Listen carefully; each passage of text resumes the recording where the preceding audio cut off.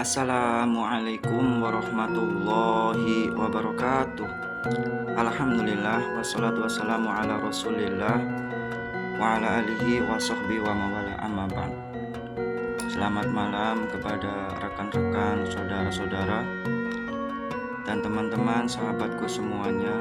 Salam santun, salam seduluran, salam menjalin kasih sayang dan menjalin berbagi ilmu yang bermanfaat.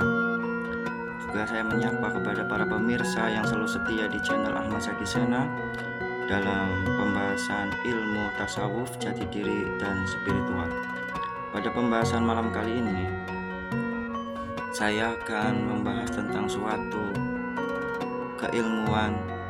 Kalau istilah Jawa itu ilmu kesempurnaan. Walaupun pada hakikatnya kesempurnaan itu milik Allah, tetapi kita disuruh untuk belajar ilmu kamil, ilmu sempurna. Syukur-syukur menjadi ilmu kamil mukamil. Tapi ilmu kamil saja sudah sangat luar biasa sekali. Perlu kita ketahui, pada zaman sekarang ini, zaman akhir zaman ini, setiap orang mendambakan pasti akan suatu cita-cita kebahagiaan lahir batin. Tapi realitasnya, kenyataannya banyak orang yang menafikan atau melupakan kebahagiaan jiwanya, hanya mengutamakan kebahagiaan dohiriyahnya. Dengan istilah lain, mengejar suatu pekerjaannya, usahanya, bisnisnya, meraih ambisi jabatannya, karena beranggapan dengan memperoleh semua itu maka bisa memperoleh segala-galanya. Bisa untuk membeli, bisa untuk kita untuk bershopping, berjalan-jalan, rekreasi, piknik. Dengan kekuatan kekayaan tersebut, dengan kekuatan harta tersebut atau uang tersebut. Padahal kenyataannya banyak sekali orang yang kaya, orang yang berharta, tapi masih memperoleh kegundaan, kegelisahan, kekecewaan, dan kesedihan dalam kehidupannya.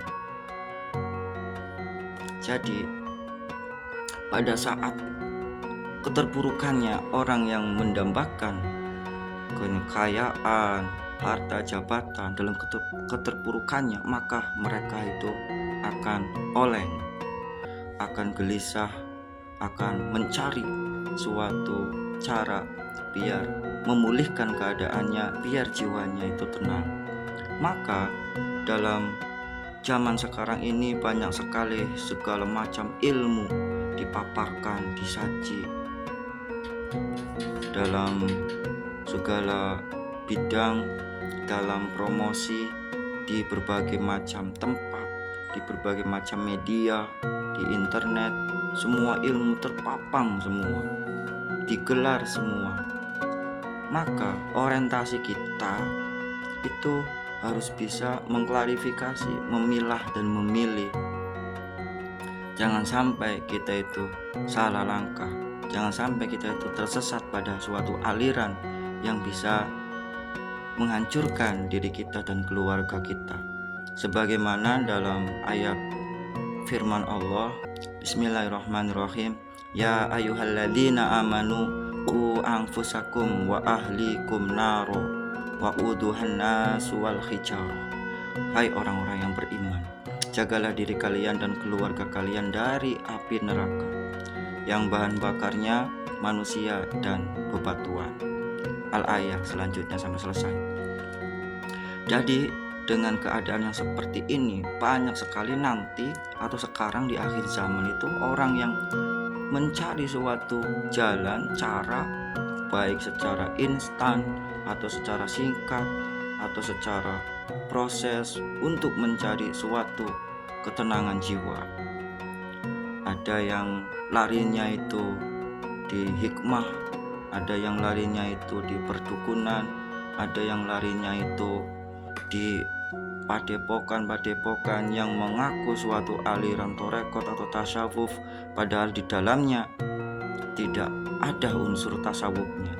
Sedangkan perlu kita ketahui bahwa unsur daripada inti tasawuf itu adalah untuk bisa mendekatkan diri kepada Allah, mengenal Allah sehingga memperoleh karunia yang terindah, yaitu ma'rifatullah. Makanya dalam pencarian itu kita harus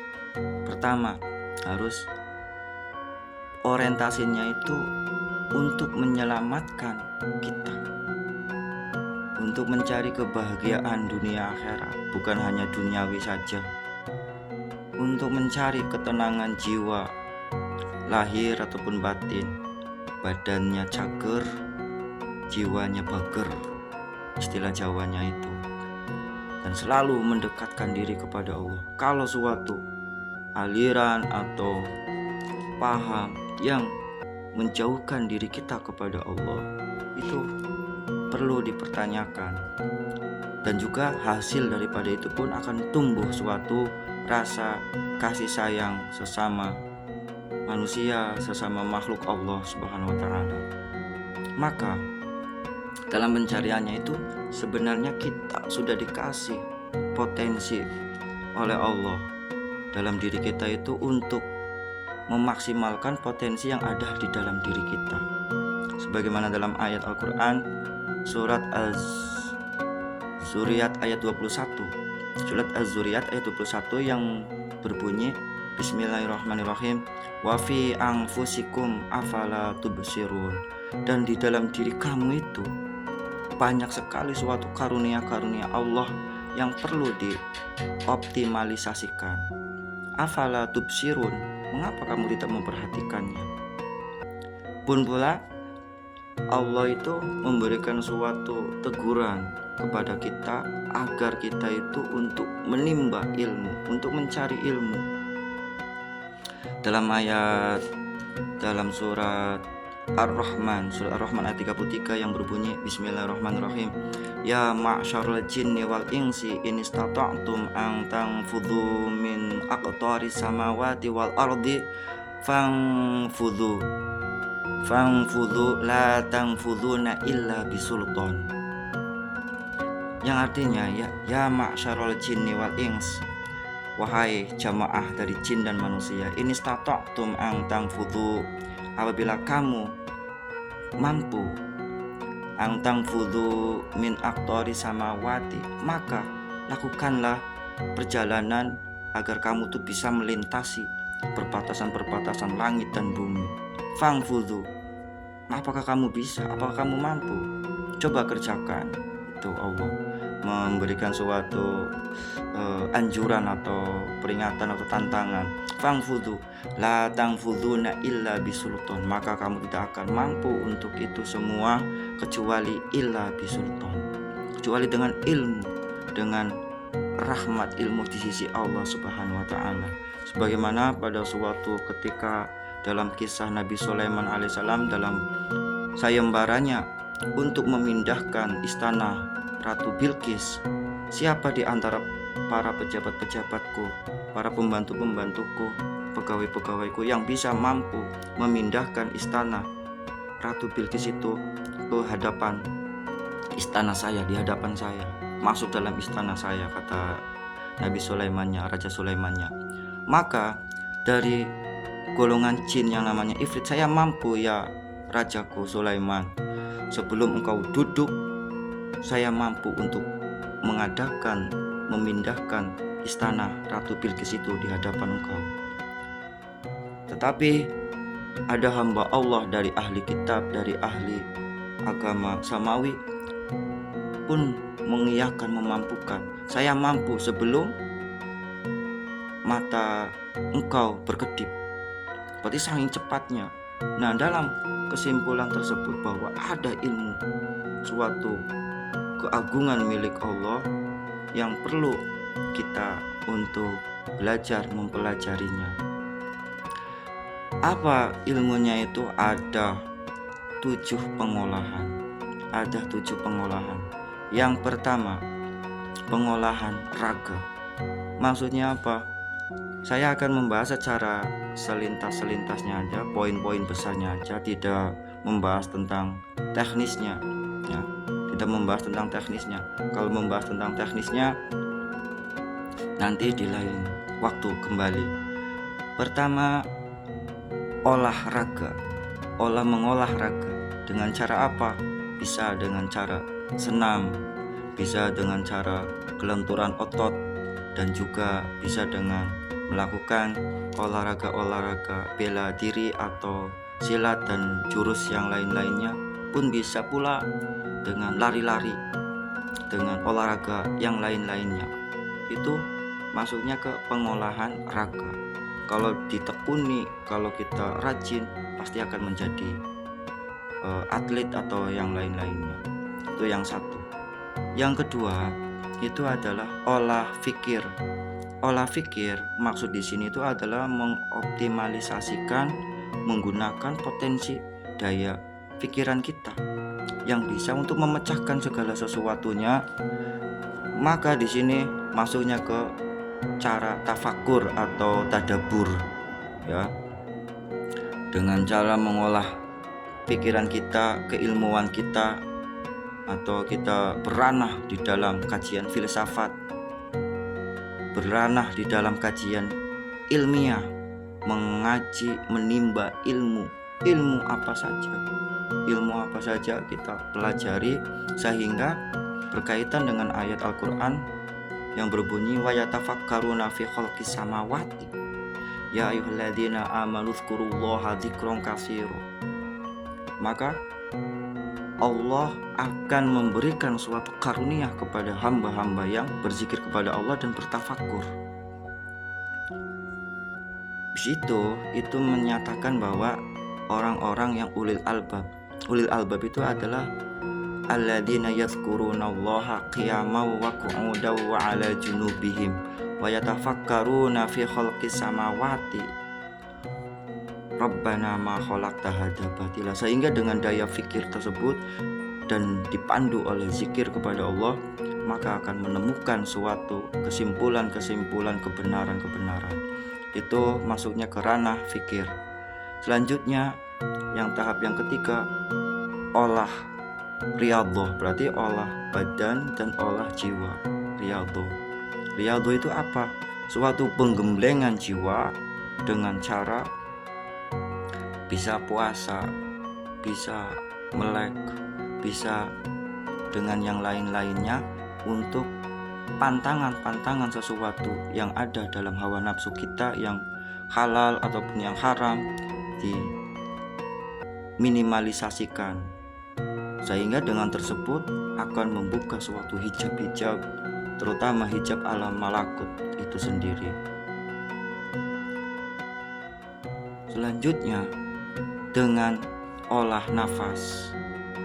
Olah nafas perlu kita ketahui bahwa sumber daripada energi itu ada di dalam nafas. Di antaranya itu nafas di sini bisa nafas yang sistemnya itu berteraturan berarti menggunakan mengambil udara dengan hidung, ditahan dan dikeluarkan melalui mulut.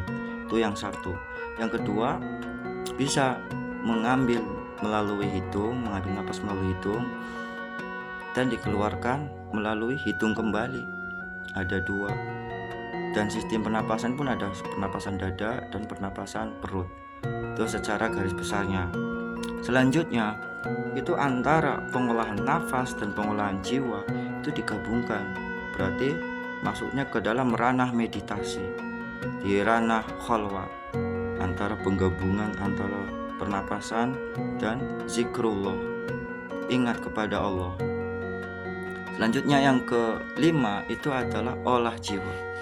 Olah jiwa itu berkaitan dengan zikrullah, membersihkan penyakit-penyakit hawa nafsu di dalam diri kita. Tentunya metodenya, alatnya adalah zikir yang diterapkan di dalam torekot. Ya, jihadun nafs. Sebagaimana Nabi Muhammad SAW, roja'na minal jihadil asghar ilal jihadil akbar ma huwa jihadil akbar ya Rasulullah? Jihadu ala nafsuka fi baina jambaika. Jihad melawan hawa nafsu yang ada di dalam diri kita. Itu pengolahan jiwa. Caranya apa?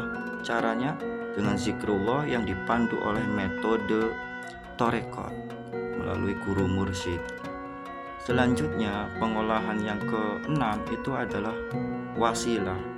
Wasilah dalam hal ini adalah jembatan atau tawasul.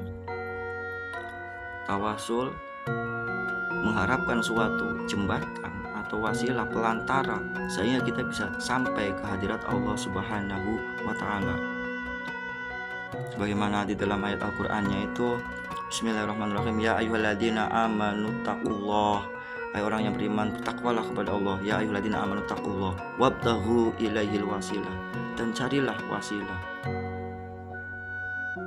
Maka dari hal wasilah ini, maka kita untuk mencari suatu ikatan lahir batin kepada rijalul ghaib, rijalullah atau ahlullah.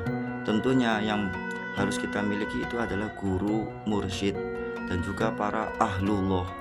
Ahlullah itu rijalul ghaib. Dan yang ketujuh yaitu adalah olah rasa. Olah rasa di sini itu adalah unsurnya dzauq, rasa yang ada dalam ruh kita. Ruh yang memandang suatu kebenaran, wajibul wujud, hakul yakin, sebagaimana kita diperintahkan oleh Allah dalam surat Al-Imran ayat 102 itu yang berbunyi, Bismillahirrahmanirrahim, ya ayyuhalladzina amanu taqullah haqqa tuqatih. Hai orang yang beriman, bertakwalah kepada Allah dengan takwa yang sebenar-benarnya, dengan keyakinan haqqa tuqatih, sebenar-benarnya. Maka dalam hal zauq di sini itu adalah kita untuk meyakini dengan ruh kita, dengan rasa yang paling dalam kita. Wa fi sirri ana, di dalam rahasiaku ada ana. Ana di sini itu adalah makomnya yaitu syuhud. Syuhud itu suatu keutuhan yang satu, melepaskan keegoan kemakhlukan dalam diri kita, melebur di dalam kekuasaan keagungan zatullah. Bukan berarti antara makhluk dengan sang khalik menyatu, tetapi unsur daripada kemakhlukannya itu menyirnakan diri dengan rahmatnya Allah. Maka rahmatnya Allah akan memperkenalkan zatnya Allah. Jadi yang bisa mengenal Allah, Allahnya sendiri dengan karunia rahmatnya Allah memperkenalkannya, meleburkan makhluknya itu dengan rahmatnya Allah. Tadi dengan usaha jihadun nafsunya. Maka itu unsurnya itu adalah unsur ilmu laduni dan akan terwujud di dalam akhlakul karimah. Jadi dengan ilmu tersebut kita kelola, semoga akan menjadi suatu keutuhan, suatu pondasi di dalam hidup kita untuk menjalani kehidupan, untuk meraih dalam masa depan dan memperoleh kebahagiaan dunia akhirat. Gak usah lari kemana-mana, gak usah bingung mau kemana, ke siapa. Justru dengan akan kita cari, nantinya akan tersesat di jalan. Semoga ada manfaatnya dari ulasan penjabaran keilmuan. Dengan segala kekurangan atau kesalahannya mohon maaf. Wal afu minkum. Wassalamualaikum warahmatullahi wabarakatuh.